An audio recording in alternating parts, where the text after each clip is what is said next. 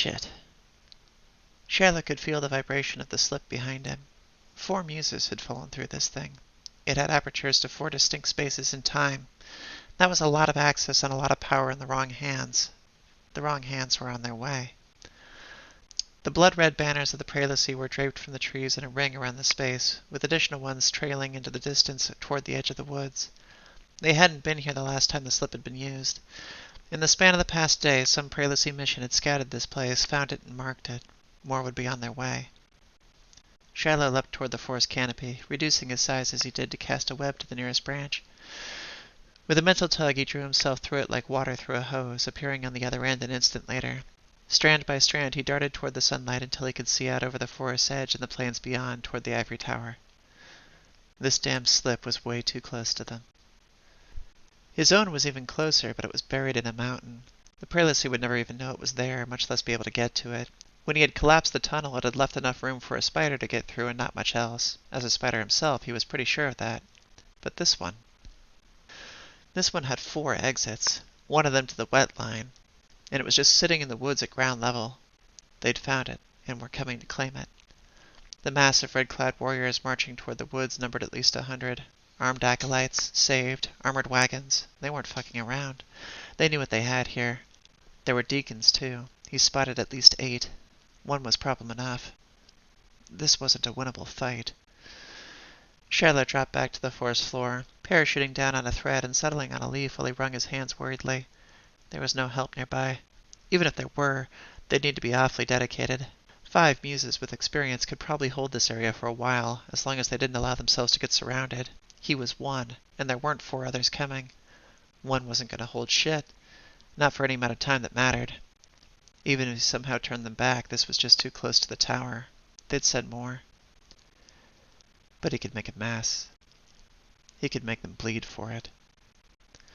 Fuck it, he thought. Here we go. Shiloh shook out his hands and drew in a breath, letting it out slowly, before leveling his eyes at the trees. He set his stance, and a vibrant red and purple medium puffed out of his nostrils like smoke, like spray paint. An aesthetic his medium had taken since he first arrived. He surged upward in size to an admittedly modest height, but one he felt firm in, confident, swift and dangerous.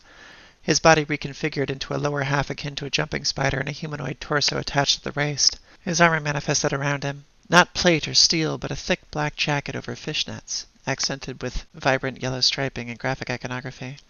His mask came upward from its position on his neck. Shiloh was the only muse who knew whose mask hung by a string most of the time. Its weight was familiar, as were the breathing filters it was equipped with. Vibrant paint splotches adorned its surface and appeared in waves across both his jacket and the surface of his body. The patterning on his fingers had a gradient, as though dusted with the backspray. He held his hands out to his sides and closed them, discovering the shapes of a pair of paint guns. The cans rattled as he brought them inward. When he'd first arrived in Gallerie, he'd felt sorely underarmed, but he'd come to learn here that the nature of your weapon doesn't really matter. Your proficiency with it does. Your ability to focus through it. Medium took care of the rest. He had expressed with these tools for as long as he could remember. Their weight was familiar. Their potential was familiar. They felt strong in his hands. It didn't matter if they were spray cans. He was a muse. They may as well be flamethrowers. The mask linked into his face. Most of them, he had seen, floated in front of the muse. But Shiloh was used to a configuration that put it over his mouth and left his eyes free. Sharp, stunning red eyeshadow flashed across those eyes, and 2 more sets opened above them, similarly decorated. They were there when the Tipple wanted them and gone most of the rest of the time. Right now he wanted them. Right now he wanted that army to know whose web they were charging into. Gossamer strands of connective medium flashed outward from his hands as he cast them forward, throwing webbing from tree to tree as he sprung from trunk to trunk. Layer after layer accumulated across gaps and through clearings, each one barely visible, dividing the space into fractals. As he ricocheted from tree to tree, the leaves shook and fell. Those that struck webbing were cut clean in half and landed in blended pieces on the forest floor. Shiloh settled into the canopy and waited. They'd figure it out, eventually, as their people fell to ribbons while they moved. They'd bring fire, or clear the trees. They'd wear him down, eventually, as he sprung from monster to monster and tore them apart with paint like poison. He couldn't fight them all. They'd find ways to counter his sketches eventually. They'd wait out his medium, or force him to squander it. That's why they were coming in these numbers. They knew this slip meant resources, recruitment, power. They knew it was worth the losses if they encountered resistance. Well, he thought, they will encounter resistance. There will be losses. The first of the Prelacy advanced strode confidently through the trees into the clearing they'd flagged earlier. Shiloh could see the grin of triumph on their face. It was colored, moments later, by thin bleeds of blood. Similar stripes appeared all over their body. They opened their mouth, perhaps to speak or cry alarm, and their upper lip fell off. They slipped forward and fell into chunks on the forest floor. It happened so quickly it didn't even leave blood on the webs. Yet. Shiloh tightened his grip on his weaponry and listened to the steady drumbeat of all too many more approaching. He grit his teeth and set his brow. "Come into my parlor," said the spider to the fly. Combat is typically a system-heavy part of any particular game system, and I would think that in terms of where you see most system in this game, it is probably here. But that being said, there isn't a ton of it. It works relatively simply. It has a lot of nuance to it that you can get into, and there's a lot of action and a lot of different things you can do, which I think is personally fun. You get access to a wide array of different abilities being used. You get access to your motif abilities, your manifestation abilities, your instrument abilities, obviously sketches, the kind of spell work that you have available to you. And all of these things can be leveraged inside of combat, which is a lot to track.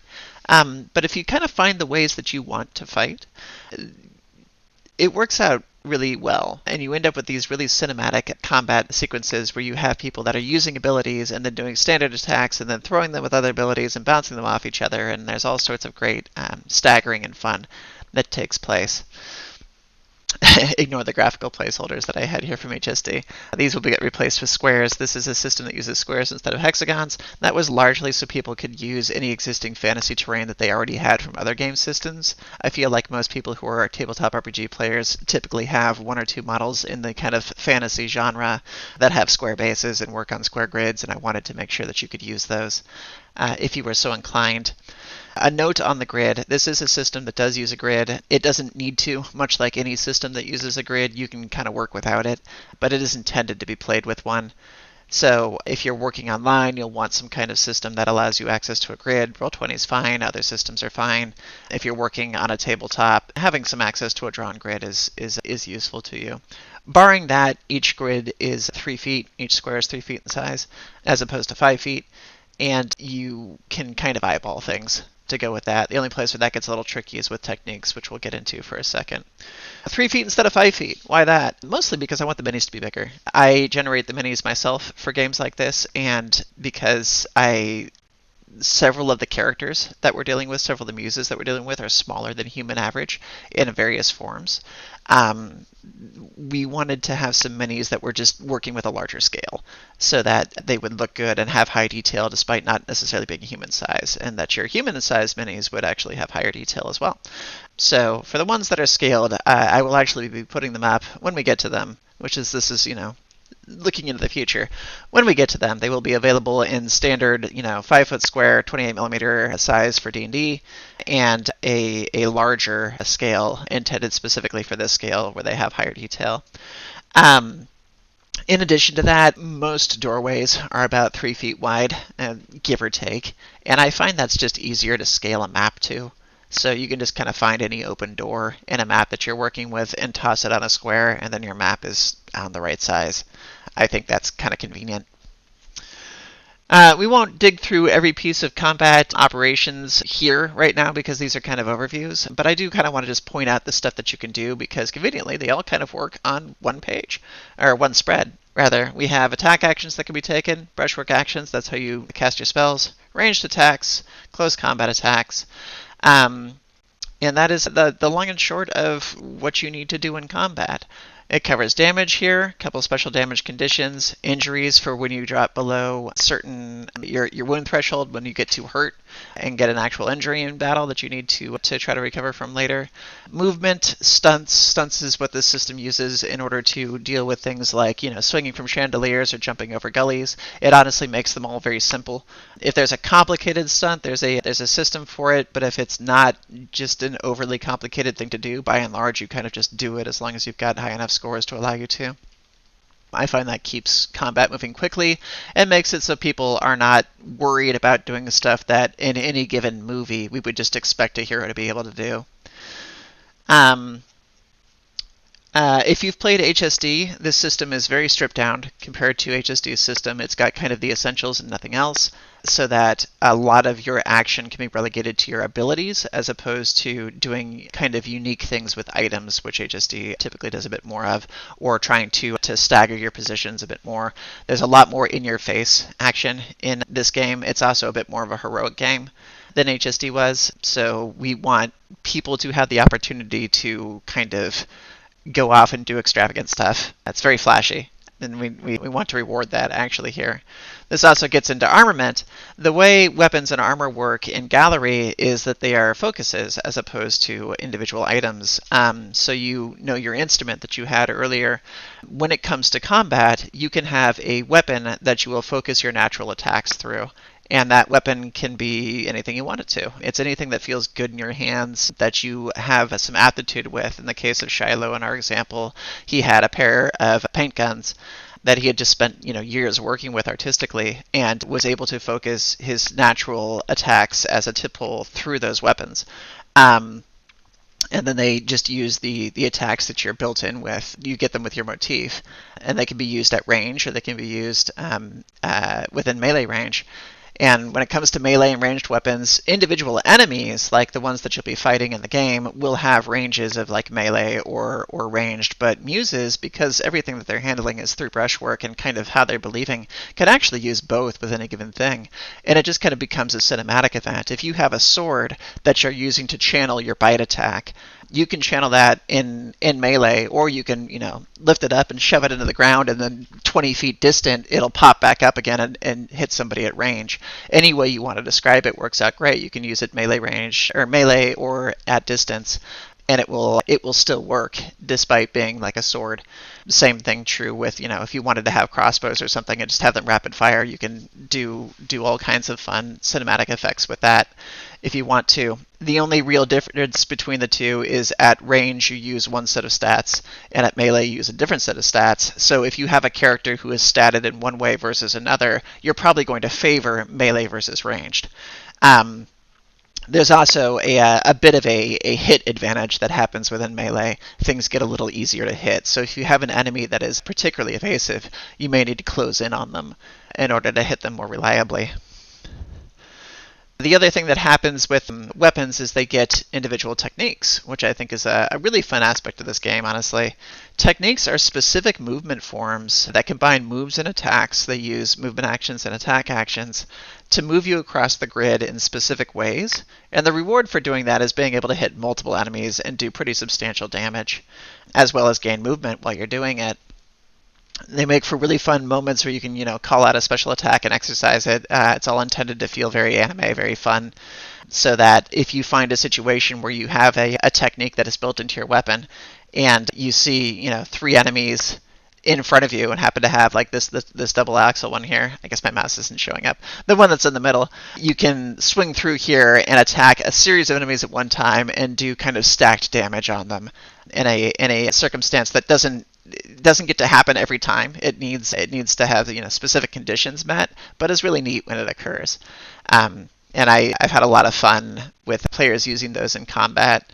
We demonstrate one in the example combat later in this chapter, so you'll get a chance to see how they work. Armor was a thing we mentioned. Armor actually changes the way that you use Endure. Endure in this system, as opposed to HSD, is actually a expendable pool that lets you do certain things like boost your evasion against certain attacks, or actually relocate your character in like sudden dodges, as well as get consumed with certain abilities. So armor is a thing that changes how Endure behaves, and Endure in general is a pool of kind of responses to incoming attacks. Here in the middle of this chapter, we have an example combat. Actually continues Shiloh's story as he fights 2 additional aggressors. We get to see how he uses the web, how he uses various brushwork, how he uses a technique later on in the combat, and how various abilities apply that are his specific typical abilities. So Shiloh's a pretty high-level character. We definitely see that reflected here, but it gives you an opportunity to see lots of individual mechanics operating over the course of one fight, and how they can allow you to take on multiple enemies at once and be successful at it.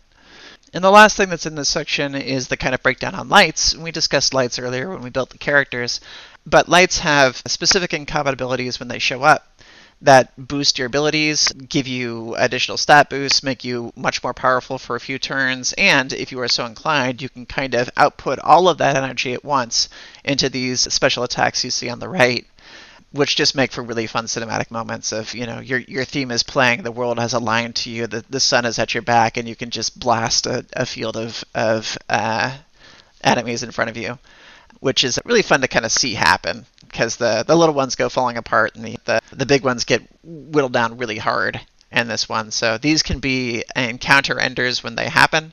They obviously don't happen every time, but it's really fun to see them occur.